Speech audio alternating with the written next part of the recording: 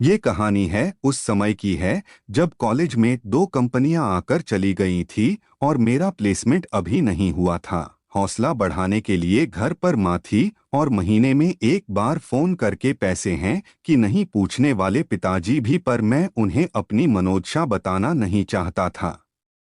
हाँ, एक और भी तो थी मेरे पास जो सब जानती थी, जो हिस्सा रही है इस सफर का 2004 से 2008 तक।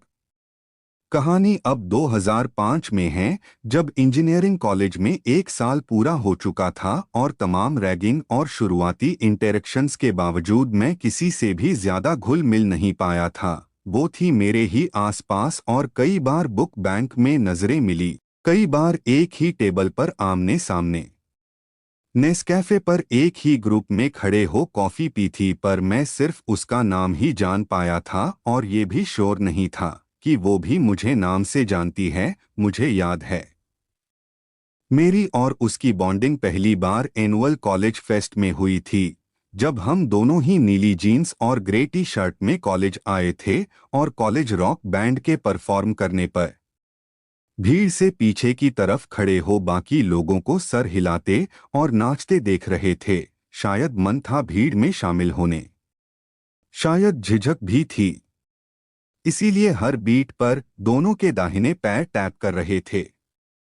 तब तुमसे पहली बार बात हुई थी। मैंने सीधे तुम्हारा नाम ही लेके बातें शुरू की थी और उन लोगों पे जोक मारा था जो नाच रहे थे। हेड बैंगिंग करते हुए तुम खिलखिला के हंसी थी। फिर तुमने मुझसे पूछा मैं रेगुलरली बुक बैंक क्यों नहीं आता हूं, और मैंने जवाब दिया था बस यूं ही। तुम फिर से मुस्कुराई थीं। उस दिन हमने फोन नंबर भी एक्सचेंज किए और फेस्ट खत्म होने के बाद मैं इधर उधर की बातें करता हुआ तुम्हारे साथ वॉक करते हुए तुम्हारे हॉस्टल के गेट तक गया था।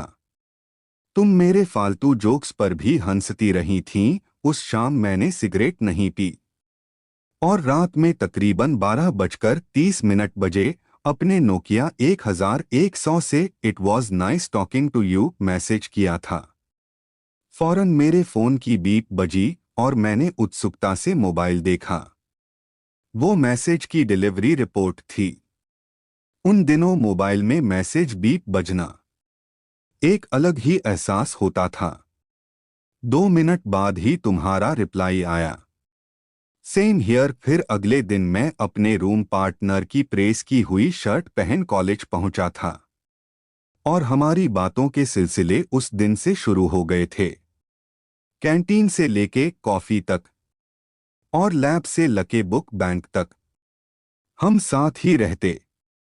और कॉलेज से लौटने के बाद मोबाइल पर मैसेज। मुझे याद है तुम कैसे पढ़ते वक्त अपनी उंगलियों में पेन घुमाया करती थीं और न्यूमेरिकल सॉल्व करते वक्त कैसे अपने बालों की लट को कान के पीछे ले जाया करती थीं। तुम कुछ पूछ न लो इस डर से मैं भी पहले से ही पढ़ के आया करता और बुक बैंक में नजरें बचाकर बस तुम्हें देखता। मुझे आज तक याद है कि कैसे मैं कोशिश करता था कि फोन मेमोरी फुल होने पे मैं तुम्हारे मैसेज डिलीट न करूं, कभी सिम में ट्रांसफर करूं तो कभी ड्राफ्ट बना के सेव कर लूं। वो साथिया की रिंगटोन जो तुमने सेंड की थी, वो तब तक मेरी रिंगटोन रही जब तक वो फोन मेरे पास रहा। मुझे याद है कि कैसे तुम कहती थी कि हर कैसेट में दूसरा गाना बेस्ट होता है। मैं नहीं भूल सकता वो शाम जब हम पहली बार फिल्म देखने गए थे। मैंने दोस्त की CBZ उधार ली थी और फिल्म से लौटते वक्त बस अड्डे के पास गोलगप्पे खाए थे। उस शाम जब मैंने तुम्हें हॉस्टल छोड़ा था, तब कैसे हॉस्टल की एंट्री के पास हमने घंटों बेवजह की बातें की थीं। तुम अंदर नहीं जाना चाहती थीं और मैं भी वापस नहीं जाना चाहता था। बातों बातों में रात का 1 बज गया था। उस दौर में नींद भी कहाँ आती थी।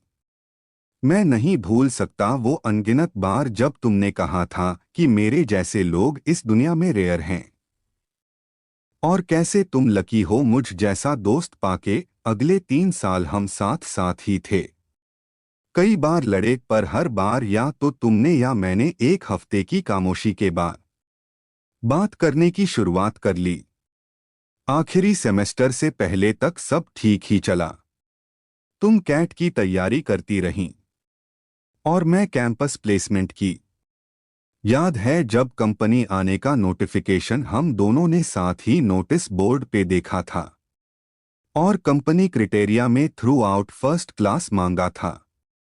मैं उदास हो गया था ये देख, और तुम्हारी आंखों में चमक थी।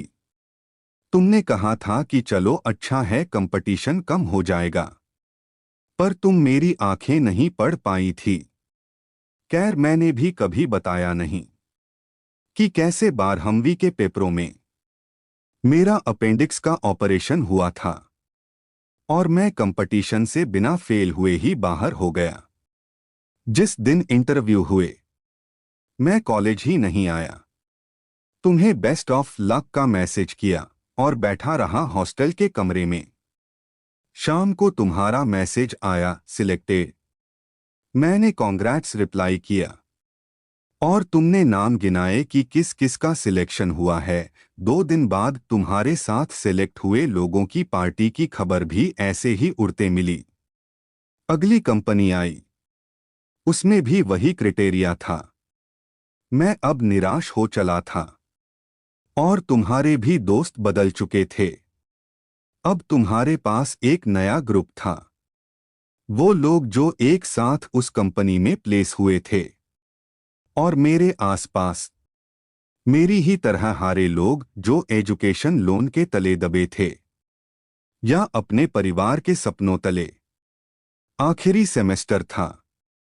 इस बार तुम्हारे बुक बैंक के साथी भी बदल गए थे और मैंने भी बुक बैंक आना बंद कर दिया था।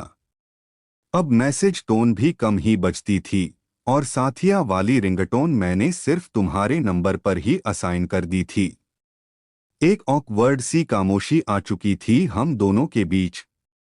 मैं कई बार तुम्हें फोन करके रोना चाहता था, अपनी असफलता की कहानियां सुनना चाहता था।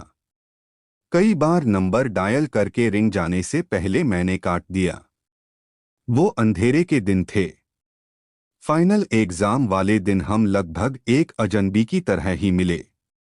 तुमने पिछले 3 साल याद किए और मुझे बताया कि कैसे I have been the best person you have ever meet. हमने एक और बार कॉफी साथ पी, जो संभवतः हमारी आखिरी कॉफी थी। मैं उस शाम ज्यादातर खामोश ही रहा। जब कॉफी खत्म हुई तो मैंने पूछा, चलो हॉस्टल छोड़ देता हूं। तुमने मुस्कुराकर कहा, नहीं, अभी किसी के साथ मूवी का प्लान है।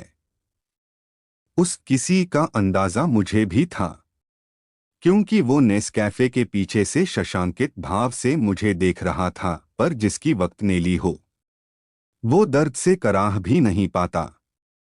मैं चुप ही रहा और तुमने जाते जाते कहा, बी इन टच दोस्तों। आपको ये कहानी कैसी लगी हमें ज़रूर बताइएगा, ताकि हम आपके लिए इसी तरह की लव स्टोरी लेकर आ सके।